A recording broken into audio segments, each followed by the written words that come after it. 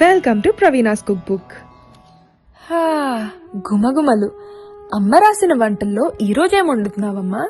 Pineapple జ్యూస్తో సజ్జప్పాలు. సజ్జప్పాలు తయారు చేసుకోవడానికి అరగంట ముందుగా పిండిని కలుపుకోవాలి.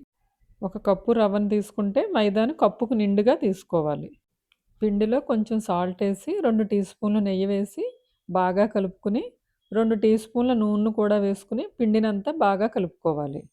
నెయ్యి నూనె బాగా కలిసాక నీళ్లు వేసుకుని చపాతీ పిండిలా కలుపుకోవాలి. పిండిని పలచగా కలిపినట్లయితే సజ్జప్పాలు తయారు చేసుకునేటప్పుడు నూనెని పీల్చేస్తాయి. పైనాపిల్ తినని వాళ్ళు వాటర్తోనే చేసుకోవచ్చు, కానీ పైనాపిల్ జ్యూస్ వేయడం వలన సజ్జప్పాలు మరింత రుచిగా ఉంటాయి. అమ్మ రాసిన వంటల నుండి సజ్జప్పాలను తయారు చేస్తున్నాను. మా మదరు సజ్జప్పాలని చాలా చాలా రుచిగా చేసేవారు. పిండిని దగ్గరగా కలుపుకున్నాక చేతిలో 1 టీ స్పూన్ ఆయిల్ వేసుకుని ఆ జిగురంతా పోవడానికి ఒక్కసారి గట్టిగా కలుపుకుందాం. బొబ్బట్ల పిండిలాగా ఈ పిండిని ఎక్కువసేపు కలపకూడదు. బాగా కలిపినట్లయితే నూనె కూడా గట్టిగానే పీలుస్తుంది. చివరిగా ఇంకొక టీ స్పూన్ ఆయిల్ని వేసి పిండికి పైన కలిపి ఒక గిన్నెలో పక్కన పెట్టుకుందాం. రవ్వను 1 కప్పు తీసుకున్నాను కాబట్టి పైనాపిల్ హాఫ్ తీసుకుంటున్నా. పైనాపిల్ని 1.5 కప్పు జ్యూస్ వచ్చేలా వాటర్ పోసుకుని గ్రైండ్ చేసుకుని వడకెట్టుకుని పక్కన పెట్టుకుందాం. ఈ ప్రసాదానికి రవ్వను ఏపనవసరం లేదు. 1 కప్పు రవ్వకి 1.5 కప్పు పంచదార, 1.5 కప్పు పైనాపిల్ జ్యూసు పోసి బాగా కలుపుకుని దగ్గరికి ప్రసాదాన్ని ఉడకబెట్టుకోవాలి.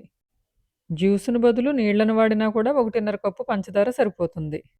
ఇది రంగులోనే కాదు, ఈ పైనాపిల్ వలన చిన్న పులుపుతో పాటు ఆ స్వీట్ కూడా కలిసి సజ్జప్పాలకి మంచి రుచినిస్తాయి.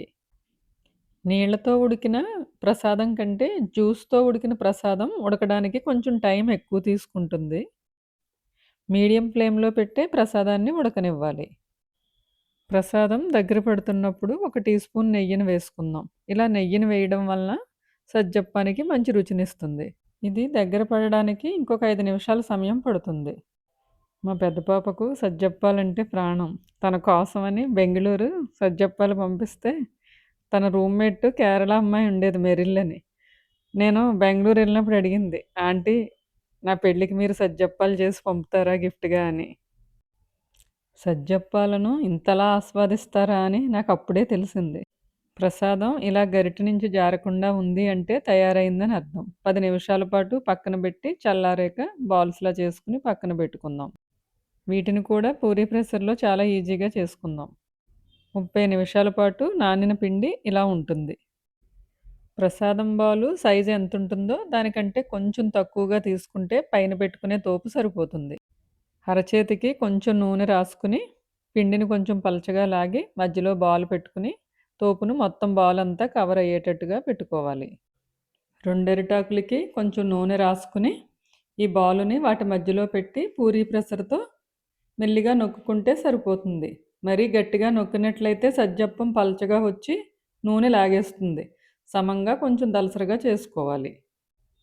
పూరీ ప్రెషర్ లేని వాళ్ళు సజ్జప్పాన్ని చేత్తో కూడా నొక్కోవచ్చు. నొక్కిన సజ్జప్పం ఈ మందం ఉంటే సరిపోతుంది. సజ్జప్పాన్ని చుట్టూ సమంగా చేసుకోవాలి. మిగతా సజ్జప్పం బాల్స్ అన్నిటినీ ఇలా కవర్ చేసుకుని పక్కన పెట్టుకోవాలి. ఇలా తయారు చేసుకున్న బాల్స్ని కావాలి అనుకుంటే ఫ్రిడ్జ్లో పెట్టుకుని ఎప్పుడు కావాలనుకుంటే అప్పుడు చేసుకోవచ్చు. ఇవి 1 వారం రోజుల వరకు నిల్వ ఉంటాయి.